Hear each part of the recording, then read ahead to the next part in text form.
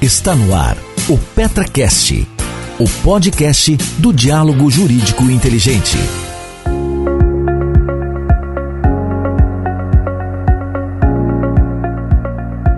Bom dia a todos. Esse é o primeiro episódio de podcast da Petraroli. PetraCast foi o nome que a gente escolheu. E o meu primeiro convidado é o Giovanni Saavedra. E eu quis convidar o professor por uma razão muito simples. Nós estamos em tempos novos, de novas políticas, novas formas de ação, novos comportamentos. E ninguém como o Giovanni pode explicar e pode tentar adaptar melhor a nossa realidade para o que a gente tem pela frente. O Giovanni é um especialista em compliance, é professor, lida com jovem, lida com universitário, tem filhos pequenos, tem uma experiência internacional. Então ninguém melhor que ele para poder situar a gente nesse novo mundo, tanto de comportamento social quanto de comportamento profissional, que hoje cada vez mais estão interligados, né, Giovanni? A gente trabalha em casa, a gente leva trabalho para casa e ultimamente não tem saído de casa. Então as coisas estão mais interligadas do que nunca. E aí o perigo cada vez mais constante da gente poder tornar essas coisas organizadas, corretas, ter uma preocupação com dados, uma preocupação com procedimentos. Até porque, no meu ponto de vista, todo esse distanciamento traz uma preocupação maior com todos esses comportamentos. Hoje eu estava comentando com o pessoal aqui que faz 158 dias que eu não estava no escritório. E hoje eu estive aqui pela primeira vez. Nem em licença maternidade eu fiquei tanto tempo longe. E isso traz pra gente uma sensação de querer estar perto. E acho que isso que o podcast também tem como objetivo. Você não precisa de uma internet muito forte, não tem vídeo, é só som. Se você tiver uma reunião muito chata, você pode pôr o seu foninho ali e escutar a gente. Então essa é a ideia do podcast. É um bate-papo com conteúdo. E eu fiz questão de que você seja o nosso primeiro convidado, porque você tem muito a acrescentar. E eu gostaria que você começasse se apresentando. Bom dia, Giovanni. Bom dia, Ana. Tudo bem? Estou muito feliz de estar aqui, participando desse podcast. Fiquei honrado com o convite. Já há um tempo que a gente está tentando fazer uma live juntos e para mim é uma alegria estar aqui. Eu sou advogado já, não gosto de dizer os anos, porque eu estou começando a ficar velho, apesar de ser jovialidade, essa beleza aqui. Mas eu dou aula na universidade, fui professor da PUC muitos anos, agora sou professor do Mackenzie, da PUC do Rio Grande do Sul antes, agora do Mackenzie em São Paulo. Fiz doutorado na Alemanha, fiz mestrado em Direito, graduação em Direito e trabalho com compliance e proteção de dados, investigações corporativas, todo esse segmento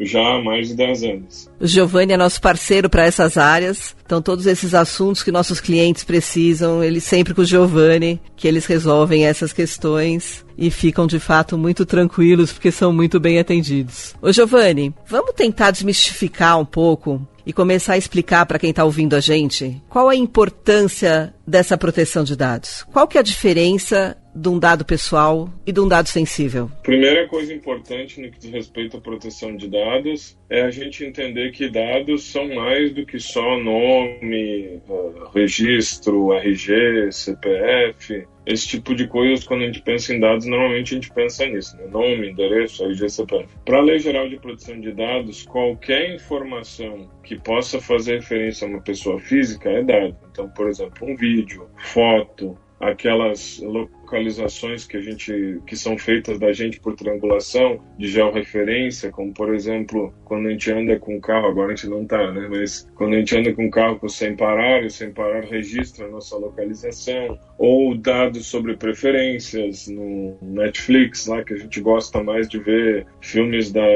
Homem-Aranha ou filmes da Peppa Pig e outros desenhos, enfim, todas essas preferências, elas acabam referindo a alguém, até preferências políticas, de partido, de religião, etc. Então, nesse caso específico, a gente tem sempre, quando fala dessas informações, a gente está falando de dados pessoais. A lei também não trata de dados de pessoas jurídicas. Então, se uma pessoa jurídica tem as suas informações, etc., isso é algo sensível, mas não se trata de dado pessoal. A lei trata só de dados de pessoas físicas. Feita essa contextualização do que são dados pessoais, a gente divide isso em duas categorias: dados pessoais sensíveis e dados pessoais normais. Os dados pessoais sensíveis, segundo a lei, são aqueles que tratam de saúde, sexualidade, religião, preferências políticas, esses dados, ou raça, todos esses dados são dados pessoais sensíveis. Não, porque eu fico pensando que todos esses dados sensíveis, na verdade, eles fazem parte do dia a dia das nossas redes sociais. Então, dificilmente você tem alguém num Facebook, num Instagram, num Twitter, que não acabe demonstrando ali, publicamente, quais são as suas preferências políticas, pessoais, sexuais, ligadas à religião. Como que você pode tratar de uma forma sensível quando o próprio indivíduo trata esse dado de uma forma pública? O indivíduo tem direito de fazer o que ele quiser com os dados dele. É isso que a lei diz. Agora, se uma empresa quiser comercializar isso, se quiser se apropriar disso, ela tem que seguir as normas da lei. Essa é a diferença. Então, a pessoa pode fazer o que quiser da vida dela. Se ela quiser botar uma foto dela com a camisa do Grêmio, se quiser falar que acredita em Deus, isso está no espaço de liberdade da pessoa. Agora, se uma empresa quiser pegar essas informações e vender, ela vai ter que cumprir as normas da lei, especialmente dando ciência para a pessoa de que ao ela postar aquelas informações nas redes sociais, isso pode acontecer. Então, não sei se as pessoas que estão nos ouvindo estão no Facebook, mas recentemente quem está no Facebook, para entrar no Facebook, teve que responder umas perguntas. É por causa da Lei Geral de Proteção de Dados. Eles explicam ali que eles usam os dados das pessoas para comercializar. A pessoa tem que ter ciência que naquele espaço onde ela vai falar algo, isso pode acontecer e de que maneira? É isso que a lei está dizendo. E você acha que o judiciário brasileiro está preparado para julgar essas questões? Por exemplo, nós temos muitas discussões com relação a contrato de adesão. Esses disclaimers, essas cláusulas que dão autorização para que essas redes utilizem os nossos dados, elas não são equiparáveis a um contrato de adesão? Elas vão ter validade? Então, a lei é bem explícita no que diz respeito a isso. Ela fala de vícios de consentimento, etc. E ela segue uma lógica parecida com a lei do consumidor, em que quem tem que provar o consentimento é a empresa, não a pessoa física. E tem alguns critérios para que esse consentimento seja válido. Por exemplo, o pedido de consentimento, o documento que vai registrar o consentimento da pessoa física, ele precisa deixar claro para que vai ser utilizado, quando, onde vai ser arquivado, de que maneira, e tem que fazer de tudo para garantir que a pessoa tenha ciência do que está sendo feito. Inclusive está escrito ali que tem que ser detalhado em documento apartado, em cláusulas apartadas, e está escrito, inclusive na lei, que declarações genéricas de aprovação vão ser consideradas nulas, Declarações genéricas, assim, eu vou usar o seu dado para tudo que eu quiser, durante o período que eu quiser, não pode. Tem que dizer, eu vou usar o seu dado para essa finalidade específica, durante esse tempo específico, e a qualquer momento a pessoa física, apesar de ter assinado, pode revogar. Então ela pode chegar lá e ligar e dizer, não te dou mais direito, a qualquer momento. E a empresa está obrigada a ter um meio para a pessoa fazer isso. Como que a gente pode fazer, hoje em dia, que a gente está em home office,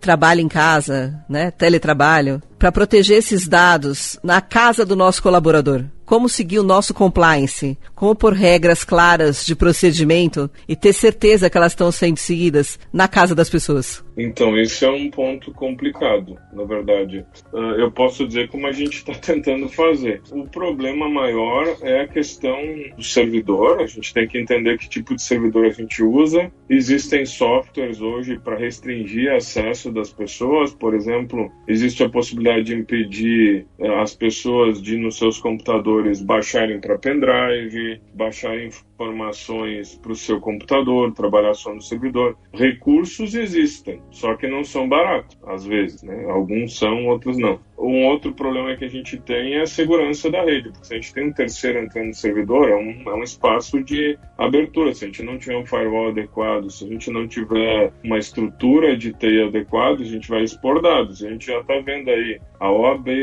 e outros tantos sofrendo com isso. Os dados têm sido expostos, e se a Lei Geral de Proteção de Dados entrar em vigor mesmo esse mês, como é o que parece que vai acontecer, tendo visto o acontecimento dessa semana, a gente vai estar com esse problema problema no colo. Todos os escritórios, todo mundo, todas as empresas, ainda que na lei fique que as sanções vão ficar para o ano que vem, que também parece que é o que está consolidado, mesmo que não tenha Autoridade Nacional de Proteção de Dados, a gente já conhece essa história do direito do consumidor. A Senacom e os órgãos de defesa do consumidor já estão dizendo que eles são competentes para julgar toda a parte de proteção de dados, tem a possibilidade sempre de fazer ação de indenização. Imagina aí se você tem 100 mil pessoas com seus dados vazados e cada um pede R$1.000, o que não é um absurdo considerado a nossa jurisprudência. A gente já vai ter aí quanto? 100 mil mais 1.000, 100 milhões. Eu não tenho assim esse dinheiro sobrando, né? Os nossos colegas têm comemorado o home office, acham que vai ser uma estrutura que vai baratear o custo das empresas. Eu, sinceramente, acho que não tem diminuição de custo. Acho que para brincar, segundo as regras, o custo vai ser sim mais alto, com um controle menos efetivo, mas tudo isso inevitável. Você falou aí dessa aplicação da multa somente no ano que vem,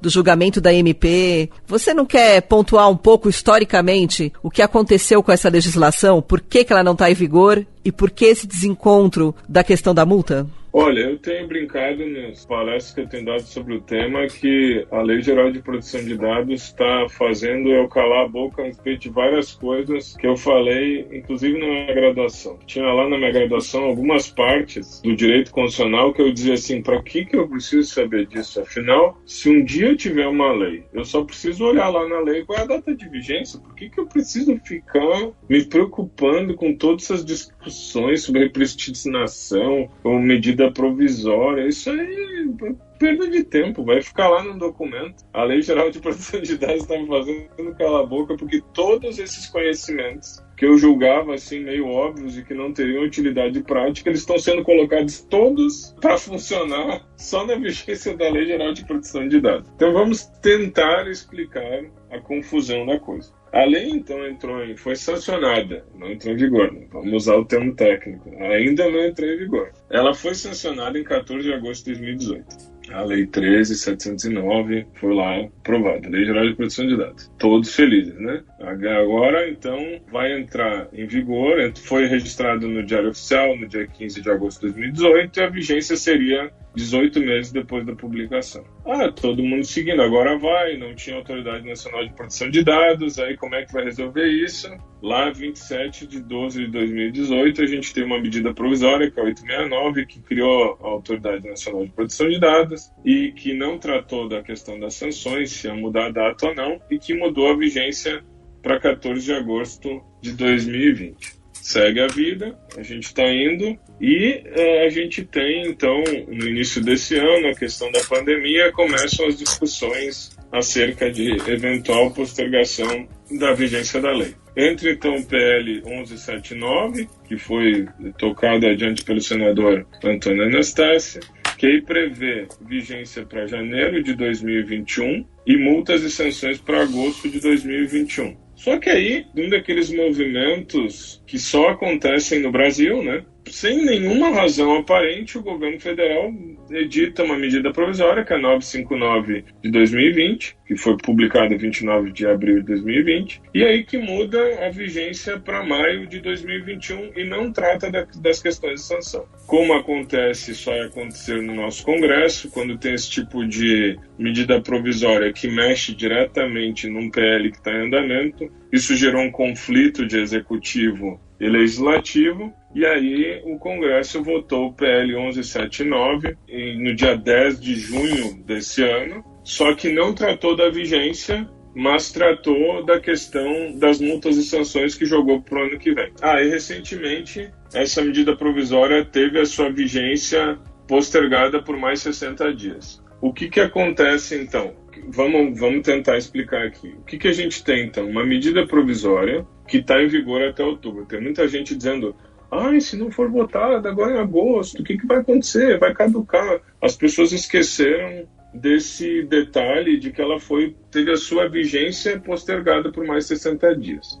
Só que o que foi postergado foi a vigência da medida provisória, não o conteúdo. Então o que a gente tem é o seguinte, hoje a data é maio do ano que vem por força de uma medida provisória que pode caducar daqui a um pouco. Ontem ela foi colocada em pauta para ser decidida, para ter uma solução, enfim, se ia ser aprovada, se ia mudar o texto, etc. Né? Só que foi suspendida a sessão. A gente tem, então, várias coisas acontecendo ao mesmo tempo. A gente tem uma emenda constitucional que o Congresso quer que seja aprovada para inserir um direito fundamental à proteção de dados na Constituição. Tem um grupo que quer essa aprovação.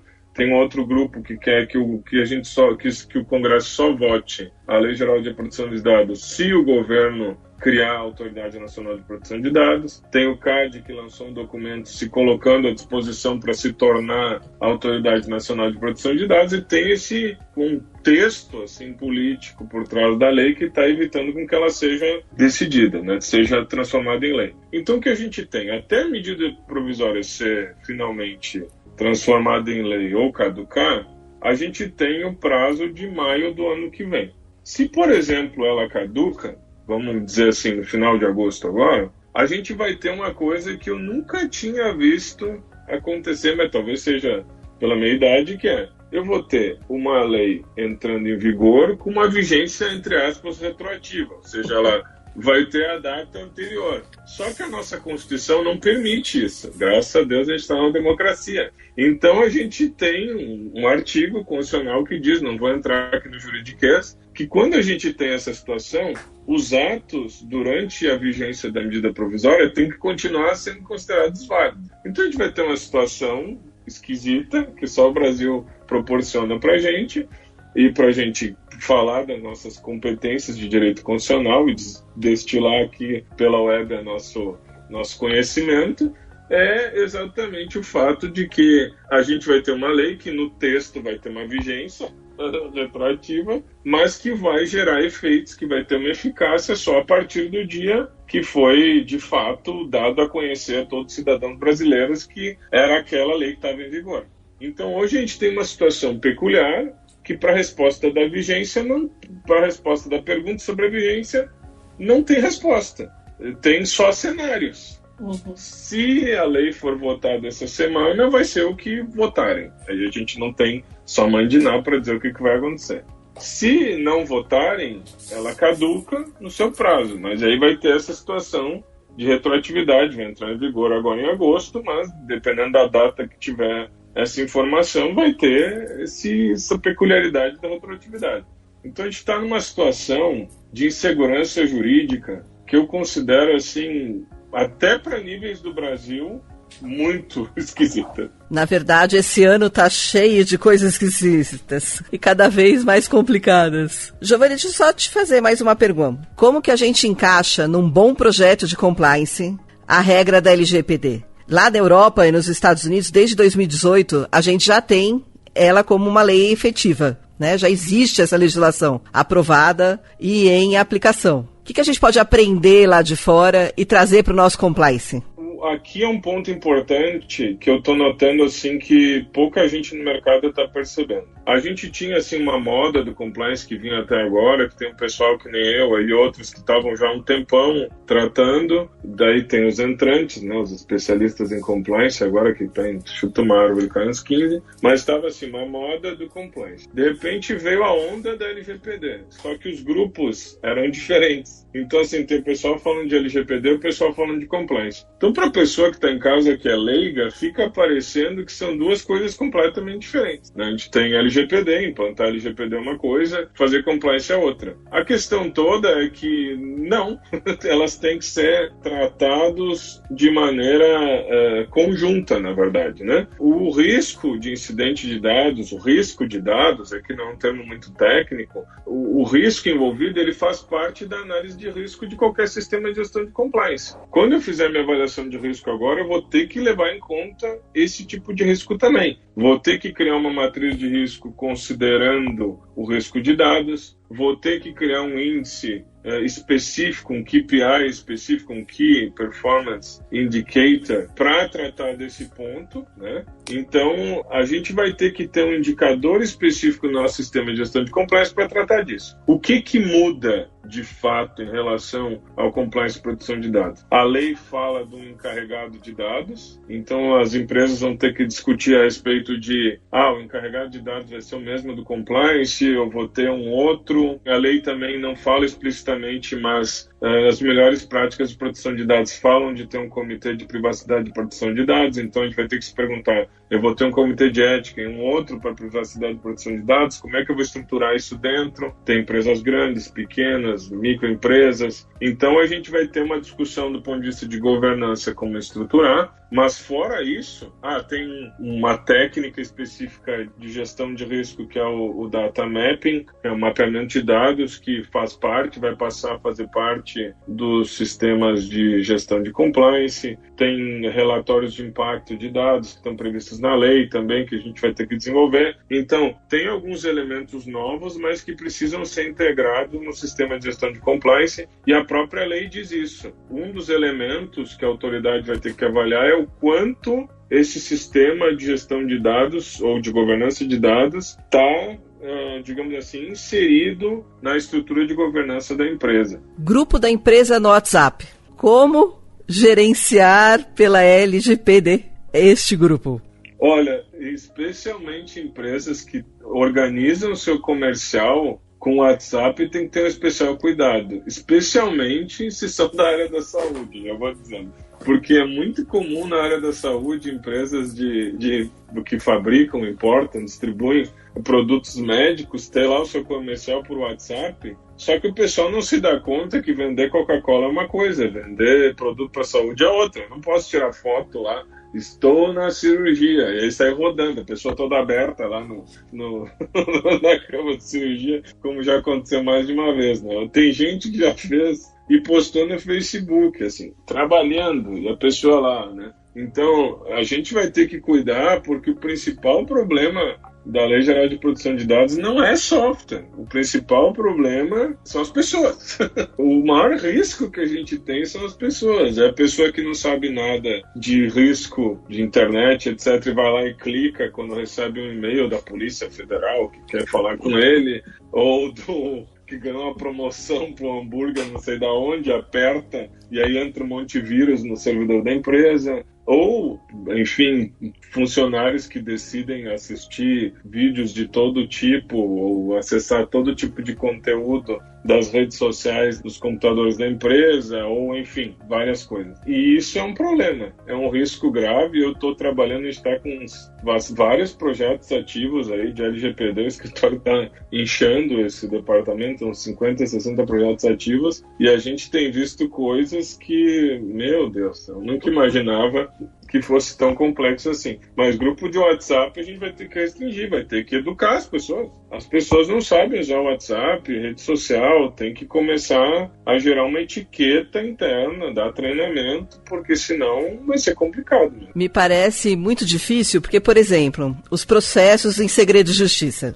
Você acessa lá o site do tribunal, não tem acesso. Mas, se você colocar o tribunal, TJSP, e o número do processo, por exemplo, no Google Search, você vai localizar todas as publicações do processo. Então, alguém de inteligência média consegue montar todo o andamento de um processo em segredo de justiça. Os tribunais estão preparados para a LGPD? Naturalmente, eu não fiz nenhuma pesquisa empírica nesse sentido, eu só tenho um feeling. Tenho como falar por todos os tribunais do Brasil. Mas eu tenho a impressão de que não é nenhuma questão dos tribunais, mas é uma questão de cultura. Eu acho que as pessoas não estão ainda prontas para tratar do tema, né? Eu acho que direito digital é uma coisa completamente nova e eu vejo que nem todo mundo está entendendo que isso, na verdade, é um novo mundo do direito. Assim. Não é que o direito digital vai ser uma área do direito, eu acho que o direito digital vai ser o direito, né, em breve. Né? E acho que a pandemia teve um efeito nesse sentido.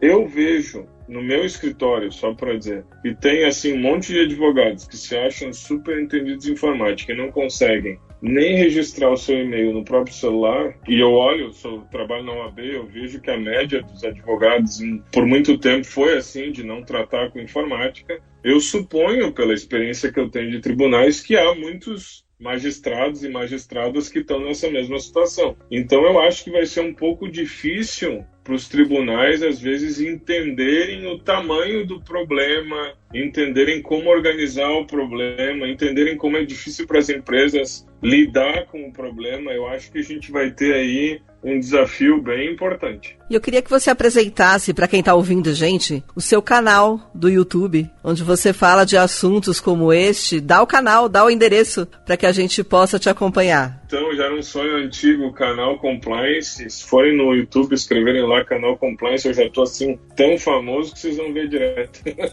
Mas é só procurar ali, Canal Compliance, tá? Vai ter o nosso grande evento, aí agora estamos começando a divulgar também o Compliance Pros Americas, vai ser todo online. Dei uma acessada lá no material, tem inclusive textos, tem vídeos sobre a vigência da lei, tem vídeos sobre o que é compliance. Então, por favor, nos sigam ali. É muito importante para a gente continuar produzindo conteúdo de qualidade, que vocês divulguem o canal, que sigam, apertem no sininho. Meus filhos agora são meus consultores de YouTube, eles disseram que a gente tem que ter meta. Todo youtuber tem que ter meta, e tem que falar para os seus seguidores. Então a gente está com a meta agora de atingir 1.000 seguidores, começou há 2-3 semanas no canal, já estamos quase com 1.000 seguidores, então estou bem feliz. Giovanni, muito obrigada por estrear aqui com a gente nesse podcast. Eu tenho certeza que não vai ser a última vez, o assunto vai longe e você vai ser meu eterno convidado. Muito obrigada, um excelente dia. Excelente dia para nós. Com isso a gente encerra esse primeiro episódio do nosso PetraCast.